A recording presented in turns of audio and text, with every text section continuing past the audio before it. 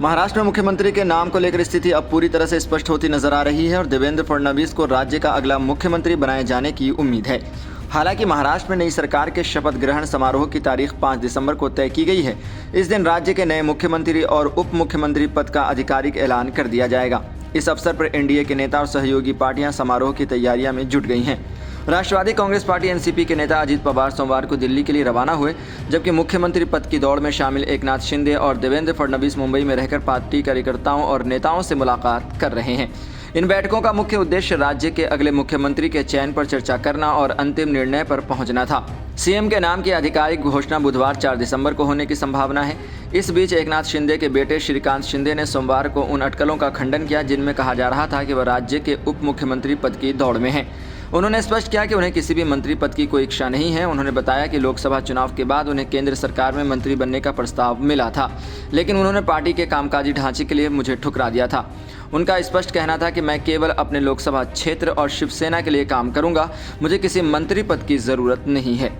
इस समय भाजपा ने केंद्रीय पर्यवेक्षकों के रूप में केंद्रीय वित्त मंत्री निर्मला सीतारमण और गुजरात के पूर्व मुख्यमंत्री विजय रूपाणी को नियुक्त किया है। ये दोनों नेता राज्य में भाजपा विधायक दल की बैठक में हिस्सा लेंगे, जहां विधायक मुख्यमंत्री पद के लिए अपने नेता का चुनाव करेंगे। महाराष्ट्र में महायुति गठबंधन के तहत भाजपा के दो मुख्य सहयोगी शिवसेना और एनसीपी दोनों को उप मुख्यमंत्री पद मिल सकता है।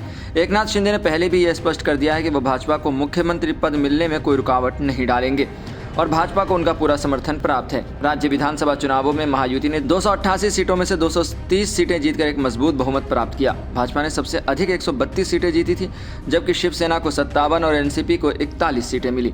महाराष्ट्र में मुख्यमंत्री के नाम की आधिकारिक घोषणा 4 दिसंबर को की जाएगी, जब भाजपा विधायक दल अपनी बैठक आयोजित करेगा। इस बैठक के लिए भाजपा के वरिष्ठ नेता गिरीश महाजन सोमवार शाम को एकनाथ शिंदे के घर गए थे, जिससे यह संकेत मिला है कि भाजपा और शिंदे गुट के बीच सरकार गठन को लेकर बातचीत जारी है।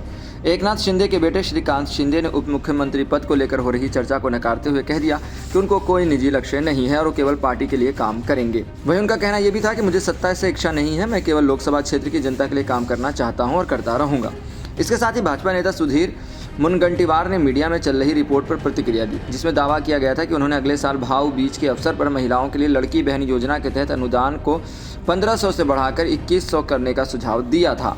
मुनगंटीवार ने कहा कि यह निर्णय राज्य मंत्रिमंडल ही लेगा और उन्होंने इस पर कोई अंतिम टिप्पणी नहीं की है। राज्य के मंत्रिमंडल के गठन और मुख्यमंत्री के चयन को लेकर अभी भी अटकलें जारी हैं, लेकिन सभी की नज़र अब 4 दिसंबर को होने वाली भाजपा विधायक दल की बैठक पर टिकी है, जहां राज्य का नया नेतृत्व चुना जाएगा।